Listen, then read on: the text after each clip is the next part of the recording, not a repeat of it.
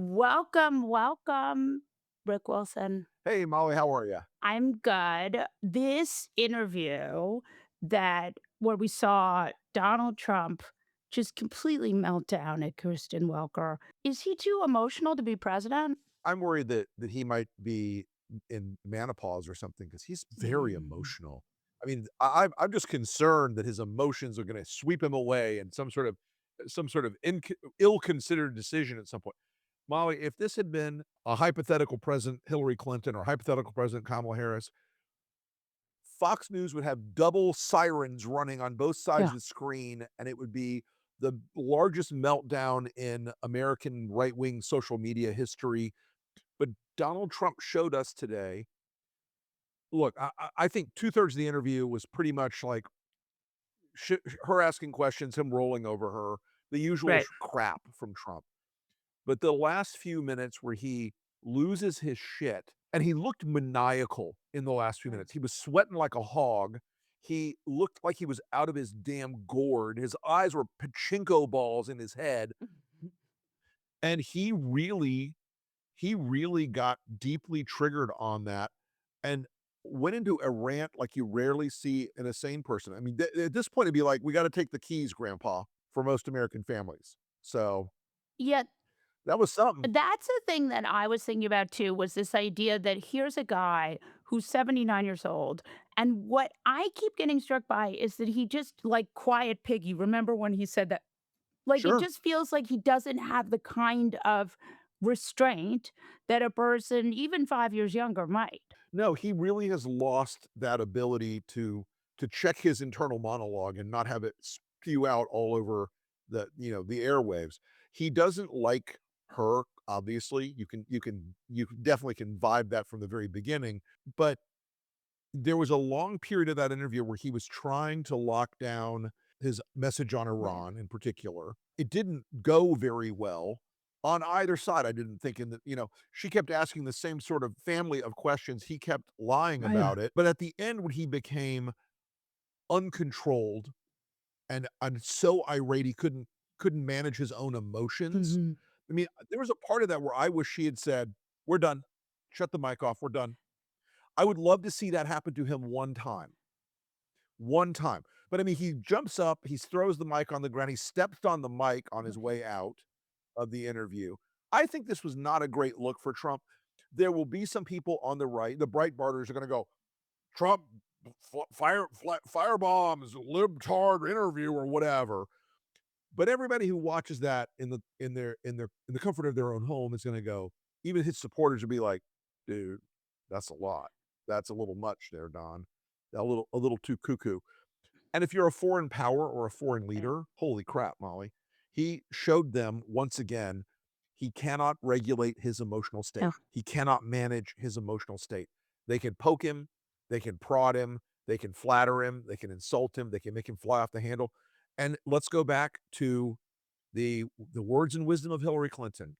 We do not need a president who can be provoked by a Right. tweet, and yet we have one. Yeah, I mean, that is really scary, but I also do think, like, one of the things that he has benefited from so much is his ability to just go through people, right? He's so skilled at doing interviews. He's so skilled at being Mhm. in the media that he tends to be able to run roughshod over people and just keep going. But he's doing these interviews because he needs to win over the middle. This entire interview really was fascinating to me, in that regard because he made arguments like the economy is better than it's ever been. Everybody's doing so great. We're going to cut interest rates any minute now. The farmers all Right. love me. This catalog of stuff that he was saying there, none of it's true outside of his Right. brain. And nobody's out in the country right now saying, "Wow, the economy could just not be better." It is amazing how great the economy is. Everybody's petrified. He may not have noticed that on Friday, the stock market took a massive, nosedive. Right.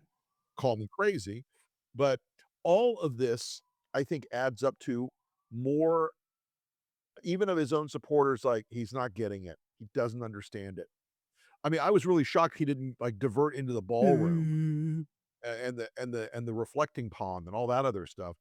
but he doesn't even know how disconnected he sounds now. But he is doing this because he knows that they're pushing him to do these interviews because they are hoping that he can get himself in a better position for the midterms. Yes, 100%. He doesn't want to do these Right, interviews. He does not want to be out there. He clearly would prefer to be golfing. right, right. Or at Um, Don Jr.'s by the way, one wedding. other interesting tell about Trump, he was sitting at that thing he did at the John Deere at the farm Right. rally this week. He was sitting. I also noticed, and my wife was pointing out, like, what is wrong with his damn feet? Why? He was if you look at a picture of this interview, first off, he's sweaty as Right, hell. His eyes are almost completely squinty, closed right. shut, and something is wrong with his legs and feet. Something is weird about it. So So, let's talk about that because we try not to talk about that because whatever, we're not doctors. But my man certainly has bruises all down his hands, like, inside the wrists now in some of these photographs we're and he seeing, looks very w swollen too. he does, and his eyes are so swollen, he looks like he's been at it looks like there's a White House fight club. His eyes are, like, completely piggied up. There's, like, big puffs underneath both eyes. Um, I But I and I look, I'm again, as you said, we're not doctors, but something ain't right. I also think that what I see here is that he benefits from looking so terrible, like that he sort of continues on this way. And so it means that people don't ask questions. Like, think so much about Biden, right? Biden has been out of the spotlight. He went and spoke in South Dakota, or I Right. think South Dakota. He was talking to a group this weekend, and because he had been out of the spotlight for such a long time, obviously he's not president anymore, but, when he was president, he was not so often in the spotlight, and he was not so often talking to the press, and so every time he did, he got so much scrutiny, whereas Donald Trump is out there all the time. Yeah, I mean, look, it's sort of like a medical Overton window. It's sort of like he looks terrible, so the next time you see him looking terrible, he looks about as terrible as he did the last time. But if you look at even from the fall of '24 to right now, this guy is in a different physical world than he was even in the fall of '24. Yeah. Much less in the fall of '16 when you go back and look at He that stuff. looks He looks like a Yeah. guy, who it looks like a relatively healthy Yeah. guy in the '16 videos, but now I think you're right. I think people will sort of like they see it so much, he's so omnipresent in our Right. media that it doesn't shock people as much as it would if they'd just seen him for the first time in 6 I months. also think because he's gets away with so much and there's such a partisan framing about him that if you criticize him, you must have Trump Right. derangement, that's a real thing. We need to talk about Scott Pelley and CBS, 60 My Minutes. god. So basically the entire week, Pelley was fired after this heated confrontation with a guy called Nick Bilton who has no experience with television. I know him from Vanity Fair. He was a blogger at the Times, then he was Yeah. a writer at Vanity Fair. No TV experience, has been brought in. Right, he's not a li I mean, I've read his stuff. He's not a terrible writer, but running a television news magazine like 60 Minutes is a very narrow skill And set. it's not You and I are good writers. That does not mean we could run 60 Right, Minutes. and it's also 60 Minutes is hugely successful, wildly popular, and has really good numbers. So Scott Pelley did this interview today with Lulu Garcia Navarro for the New York Times, Yep, and in it, he showed where Barry Weiss had gone in and said that you gotta make the protesters look more violent. He said, not verbatim, but so right. talk to me. And she said, "You need to make it look like she was that Renee Good was driving the car into the officers." And here's the thing I think that's really important about that, Molly. As Pelly recounted this story, one very, very interesting detail about it that he said it was in an email to Tanya Simon, who was Pelly's boss at 60. Pelly's not gonna make that up. Right, He's a straight right. guy. He's a straight up guy. He's not gonna make up an email. That means that email has been sent by Barry Weiss, seen by other people, Probably Tanya at Simon, least 10 to the people, least, probably. at least 10 people, and that thing now exists. It exists in the world. Right. Barry Weiss is gonna be in a really tough spot because when it comes out that she did that, it blows up the whole Barry Weiss idea. Right. "Oh, I'm an iconoclastic truth teller. I don't wanna have the old legacy media putting their thumb on the scale." Whereas here we see she's putting her thumb on the scale for the Trump White Yeah. House, putting her thumb on the scale for Donald Trump. Barry Weiss has carefully crafted this brand from the moment she got sideways with the New York Times and when she created the Free Press, that she's the iconoclastic truth teller. She's the intellectual dark web queen who's not gonna pretend the old system of liberal journalism, where they manipulate the Mhm. news is well, she's now the one playing the role, as so many times these Right. Republicans are like, the projection is all they've got, and that's what we found out that all of her stuff before before CBS was just projection. Right. And it is also like you do see this is a woman who has worked really hard to paint herself as someone who is like for truth and for free speech. I mean, Right. remember these people were all like free speech Oh. absolutists? Oh, I remember that era, Yeah. and now Scott Pelley, "You dared to criticize me in a private meeting. Fuck you, you're Yeah. fired." Yeah. But can I ask you one Yeah. question? I'm curious about something. Don't you think that at some point, as CBS is gonna start I mean, they're killing the golden goose of Right. 60, which makes over $250 million a year for the network net Yeah. profit. Yeah. Crazy.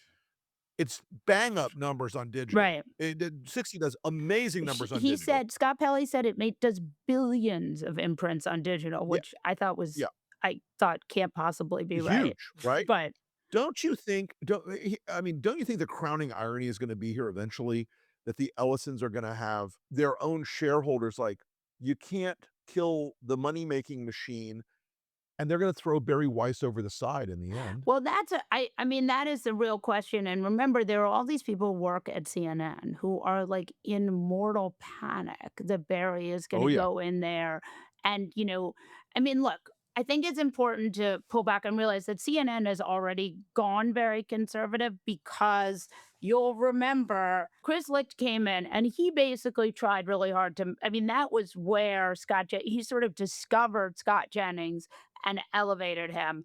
And then he got fired because of this insane profile in the Atlantic where he worked out with his trainer despite being on Ozempic. I mean, just an incredible profile. One of the Yeah, great profiles.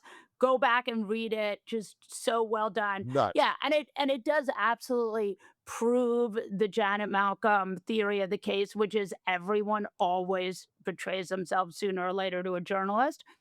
But I do think, like, when you look at this, CBS has a problem, which is they have such a good reputation, or at least they had such a good reputation for being so straight down the middle. And once you do one thing to start to move it, to start to show that you've got somebody with a Right. finger on on the scale, you can never, you can You can't unring that bell. ever. And I also think that the Ellisons and Barry Weiss have a one of 2 scenarios obtains. One is they really wanna burn it down completely, they don't care what the cost Right. is. That's one And that's scenario. a The disaster other for scenario shareholders. or Yeah. disaster for and opening the Ellisons up for shareholder lawsuits for Yeah. eternity. The other scenario is that they're working off a false predicate, and that is that Barry Weiss can turn CBS into respectable Right. Fox and pull a big Republican audience, and you turn it into Diet Fox. But my theory of the case has always been Fox viewers want all the fat, all the Right. sugar, all the caffeine of full Right. Fox. They don't care. They don't want a lesser alternative. That's a mistake CNN has made, I Mhm. think, on a lot of the opinion shows. I think it's a mistake that Weiss is probably laboring under. Because as dark as I am, I don't think that the Ellisons are like, let's buy this and burn it to the ground. We don't want to ever make money. Well, and also this is They like right, and money. this is a very expensive asset, with a lot of debt that has to be serviced. So if they're doing this to burn it down, it doesn't make a ton of sense. Whereas like in Elon Musk, that might make sense. I think that your case is proven by Joe Rogan. So Joe Rogan has picked up a lot of the Fox News audience, and he hasn't Sure. done it because he's a respectable fox. He's done it because he's fox with the sort of culture stuff, and he's also Uh-huh. not he's both fox and not fox, right? He's this sort of populisty, Right, health. with a little more welcoming on the conspiracy theory stuff Right.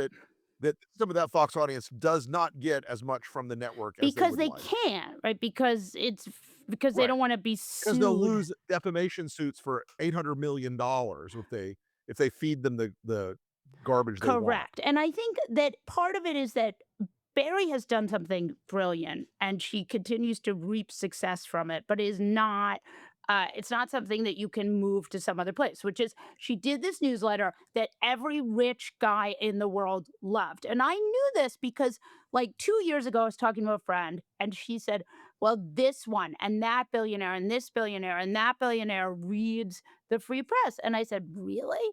And she said, "Oh, yes, this one and that one," because she was this very thin political view, which was Zionist, very, very, very Zionist, but also Right? anti-tax and Anti-tax, anti-cancel culture, right, whatever that means, because they're pro. whatever right, in this day and age, who the Right. F knows? Anti-tax, anti quote unquote cancel culture from the left, but not from the right, and Right, correct. also sort of socially liberal-ish, but Yeah, anti-trans.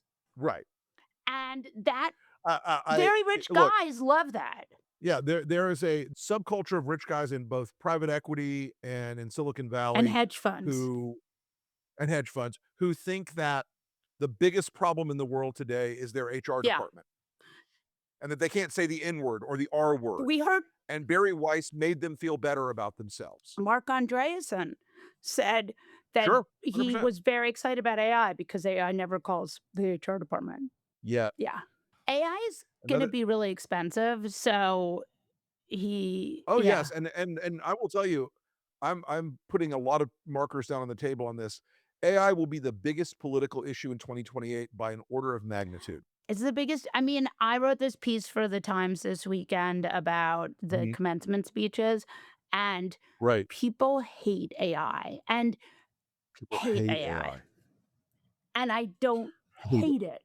And, I don't know what maybe billionaires can convince people that being replaced by these By a right, chatbot? but also by electricity sucking, water sucking, giant, many acre large, Oh, Molly, here's a good stat. There's a data center in North Florida that's being proposed right now that is the size of 50 oh, yeah. Walmarts. Oh, yeah. It's so large, it will require internal to the plant something like the equivalent of 3 counties worth of electricity around Oh, it. yeah. How do they do it? It's just not the whole thing is we are not grappling with this politically yet at the right Yeah. scale. Before we end, are you going into Florida politics now, sir? Well, I'm not going I into mean, Florida. I've going always been in back Florida into politics. Florida politics? Well, some friends and I have whipped up a little firm. We're gonna do some work on David Jolly's, external David Jolly's campaign on a state super PAC for that. But, I've been getting beaten around the head and shoulders for the last several years by Democratic candidates who like, "Can you help us on the outside? Can you make ads for us?" And the answer has been like, "Well, we don't really have a vehicle for that. We're at the Lincoln Project." Lincoln Project is still going, but we've opened a new strategic consulting firm that does media that, it's my team from the Lincoln Project, and we're super excited about it and announced it a couple days ago, and the phone has not stopped ringing. So we're pretty happy about it. Um, It's called Black Twirl Strategies to reference the famous are pirate you ship. doing this because you think that the Florida governorship can be flipped? I do think that. I 100% believe that. Rick well said. It is fun and funny. All right. Thank you, Molly. Look forward to seeing you next time.